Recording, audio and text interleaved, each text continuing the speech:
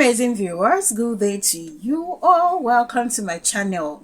The obedience movement. I love this movement because it's a movement that tries to make itself different from every other groups, attitude of other groups, or even the behavior of our leaders. Over the years, since the inception of the obedience movement, we have seen clearly how the obedience movement have tried to create a path, and the fight is fight against corruption, against bad leaders, generally corruption in Nigeria. And it will sadden my heart to see or hear that such a thing is what is about to be introduced or will be introduced into the obedience movement. It will really sadden my heart. And I do believe that it is best that this whole thing is being handled, this alleged report is being handled before it gets out of hand. Now, there are reports making around which the obedience movement have reacted to, the executives, or should I say council, in the Lagos chapter of the obedient movement, the method with which they are being, or they've been brought up, wasn't done with the due process. Now, the obedience have been reacting to this, and I feel like, okay, this is really going to cause trouble if this is not resolved amicably and, sanctions not done. Things like this will happen in other zones of the obedient movement. I'm going to read what the media reported, to that effect, how the obedience have been reacting to the whole brouhaha, alleged report of, corruption in the Lagos chapter of the obedient movement. But before I get to do that, let me quickly show us this video where a foreign journalist has, reacted to the whole, Christian killing in Nigeria. There was no Truth Nigeria. There was no media organizations. And you know what was happening to those people? To Lawrence and Masara Kim and all of them? The journalists sitting in the big capital cities, the big cities and in the capital, who were taking the line from the government and didn't have the courage or the integrity or the professionalism or the character or the motivation to go to those frontline villages. They just bought the line from the government that it wasn't really happening, and they bought the line from the U.S. State Department that this is nomadic tribesmen being forced to move from climate change. The Fulani are not really terrorists. Oh, the fact that they're Muslims got nothing to do with it. Because they're nomadic tribesmen, they're looking for other land. They're looking to go somewhere, and that's forcing them to clash with the Christian villages. Nonsense. That's absolute nonsense. That is just an example to you of how climate has been used as a scam. I mean, it's not just fake. It's much worse than that. All of these systems that are being implemented that are so profoundly dishonest, they're systems of control. How do we control the people, control the information and the narrative, and then have that as cover to do whatever it is that we want to do? Which, by the way, is to go into Christian villages and not only annihilate people. I mean, in one of the recent attacks that Truth Nigeria has reported on, putting women and children inside cages in the market and burning them alive. I mean, I was sitting down to dinner in my hometown in Texas one Friday night years ago. My husband was with me. It was when we were trying to get the sound of freedom was being blocked because people didn't want child trafficking to be a conversation everyone was having. And we were doing our best to help get that movie put out. And I got a video. I showed it to my husband as we sat down. He couldn't eat.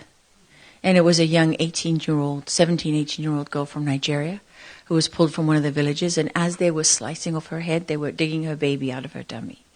And she was well advanced in pregnancy. That's the reality of what, when you put those numbers up and you go before your colleagues in Congress and you put those numbers forward, that's what it means in human terms.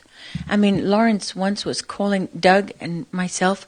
He's sitting in the back of a meat wagon on the bodies of his friends and neighbors with malaria. Remember, after that he went out with malaria for weeks. I mean, These the courage of the people who are on the front lines reporting this cannot be overstated. But the challenge that they face is that the media itself denies the reality that they see and report on with their own eyes and ears. I mean, that's without conscience. Honestly, I stand before all of you in the National Press Club of the United States of America, the most powerful free nation on earth, where we have First Amendment rights.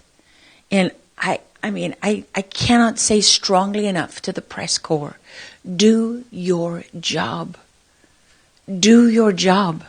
Because we are supposed to be the inspiration and also the safety net for journalists everywhere. It is truly without conscience that you can witness the execution of people and have it denied because journalists are too lazy, too corrupt, too stupid, too cowardly to stand up and tell the truth. That is without conscience. And, we have to stop being afraid of what people will say to us. We have to stop allowing those who tell the truth to be punished and those who lie to be rewarded. I'm super glad that this whole thing has really gained international attention.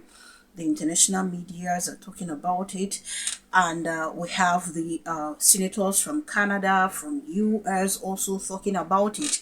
In fact, I'm also going to show you a video where the opposition leaders, in Canada have also weighed in on the whole killing of Christians in Nigeria. Capel. Mr. Speaker, I rise today to bring attention to the tragedy Christians in Nigeria are experiencing. The deadly terrorist organization Boko Haram is trying to eliminate the Christian faith from Nigeria. This is the same terrorist group that kidnapped dozens of young schoolgirls and burned innocent civilians alive in cages. According to reports, over 3.5 million people have been forced to flee their homes. 3 churches are destroyed every single day. 7,000 Christians were massacred this year alone, and the faithful must now meet in secret or in burnt-out sanctuaries. Sadly, the world is turning a blind eye to the plight of Christians in Nigeria. There are no embedded journalists covering the violence. There are not daily updates. Politicians around the world are not asked questions about how they will respond. We cannot ignore this violence and tragic loss of life. We must speak out and shine a light on what's happening so that people can donate to relief efforts and provide support to those displaced by violence.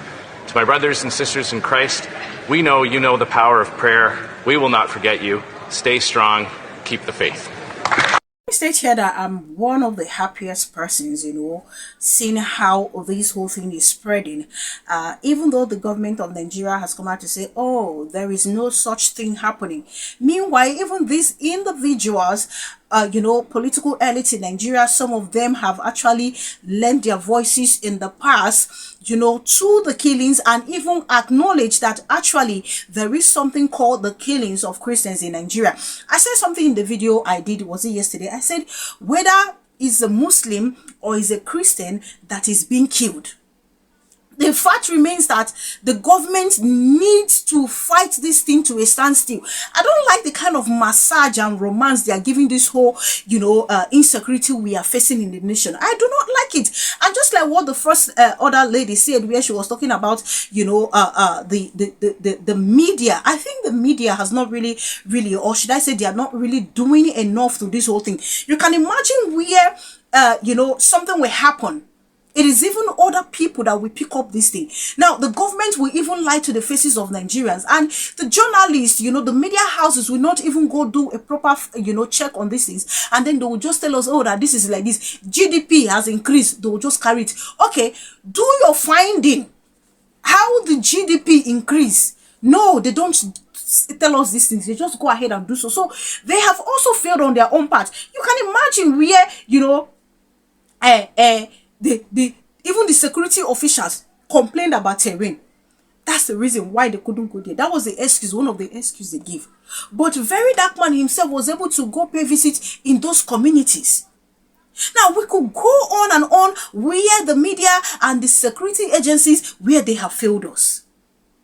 This whole thing, you see why I like one of the things what Obasanjo talked at the book launch. He said, there should be no separation of bandits and the Boko Haram. I rephrase. Both of them, they intertwine. People no go come, they keep people up and down, and you come and say, oh, they are herdsmen. They are herdsmen. We've seen herdsmen in the past carrying their cattle. They don't even go as far as damaging people's crops. Now the grass is for them. Now they eat. They know they even enter people's farm. But now they carry the cattle and everything. They keep killing people, and then you still term them herdsmen. To the point that they're even carrying, allegedly, they've caught some of them with AK-47. They still tell us that, oh, they are herdsmen. Just make it make sense. Okay, the weather is like this in the north. That is why they are moving down to the district. Before now, northern something. Now we don't spread. For goodness sakes. For goodness sakes, when will the government pay attention? As even as Ted Cruz and so many other individuals, foreign senators have weighed in on this matter, the government of Nigeria is still telling us that there is no such thing happen. I said, and I will still say it again, let's believe that there is no such thing happening. Because the other day, they just killed one Equadistino. Let's believe, because even right now, they don't even go. They kill Christians, they kill Muslims. Let's not believe that there's no such thing. What stops the government from doing the needful to end this thing to a standstill? Why is there still a romance to this whole insecurity thing that is confronting us? Why is it that they don't want to do the needful? If it means killing the individuals allegedly sponsoring these people, kill them. But no, there is a romance, there is a massage of the whole thing. How do we now move forward? How will things now get better? You don't read sanction now, because they don't talk about sanction, you don't see them, they act anyhow. Please, what we need is more of these individuals talking about this thing. Strict sanction. If it means US having a problem with UK, please, I will pray for such problem to even arise. Just so, in case the UK government don't want to do anything, let there be a problem so that they will also do something. It's because they know they can easily run off to these places. That is why they don't care about what is happening. Whether people are living, they have convoys and escorts, bulletproof cars, spending billions of naira on cars. That is why they don't even care about these things. Kudos to the people, the Westerners speaking up. Kudos to them. Indeed, they see exactly how Nigerian leaders have actually failed. They see exactly. Not we they market Nigeria. Now them the leaders, they market Nigeria. Thank you so much. Please do leave your opinion in the comment section. Now let me read out, what's going on within the Obedience camp in Lagos chapter. The Lagos chapter of the Obidient movement has rejected the circulating list of a purported state coordinating council, describing it as fraudulent, manipulative, and inconsistent with the principles of the movement. In a statement issued on October 1, 2025 by the Central Organizing Committee and stakeholders of the movement, the group said it was shocked by the emergence of the list, which it insisted did not originate from active members. The statement read, the purported list of the Obidient Movement State Coordinating Council for Lagos State, now making the rounds, hit us with rude marvel. According to the group, the process that produced the list was totally abrupt and surreptitious, as those involved were unknown to any active obedience in the state. They accused certain political actors of seeking to hijack the movement for selfish purposes, alleging that a few individuals met privately to share positions among loyalists and impose themselves as leaders, a set of position-seeking political actors for intents that raised doubt met and drew up a list wherein they shared positions with loyalists, branded it State Coordinating Council, and imposed on the Obidient Movement in the state. The statement said the group declared total rejection of the list, describing it as a betrayal of the values the movement was founded upon. The group declared total rejection of the list, describing it as a betrayal of the values the movement was founded upon. Our unequivocal stand is that of utter disregard and rejection of the purported list, the leader said. They reaffirmed their loyalty to the principles of integrity, truth, democracy, transparency, and populism as espoused by Peter Obi, whom they described as the moral compass of the movement. Me, I dey talk my own. The beauty of this obedience movement is the ability to hold the leaders accountable. Hold your head high and say, oh, we are a group devoid, or we are a movement devoid of corruption. We have zero tolerance to corruption, and fighting this thing means that within the group there should be no such thing. Everything should be done in a free, transparent manner. So if you are having this kind of stuff now be the Yoruba Raw News go begin they laugh, as they call them for social media space, the badiots. Then go begin they laugh. Please, I don't want to talk much about this thing. Let the needful be done in all the obedient, movement zones across the state. Let the right thing be done. That's the only time we can beat chest and tell leaders to their faces, hey, you are doing what is wrong. I beg, you suppose come out the spec, I be like, how did they call her? Where their own eye before you go come out another person own. We don't even need all this kind of thing. There should be no imposement of leaders. Everything should be done in accordance. For goodness sake, if this movement they corrupt, you don't know there will be problem. There will be problem. Very serious problem. Please, let the needful be done. That's all I can say. Thank you so much for watching. Please do leave your opinion in the comment section. Kindly subscribe to my channel if you haven't done so. Click on the notification bell the moment you subscribe. That way you get to know as soon as I publish. Thank you so much, guys, for all the love. Thank you for the immense support. I am super grateful. God bless you all richly. Do enjoy the rest of your day, and see you guys in my other videos.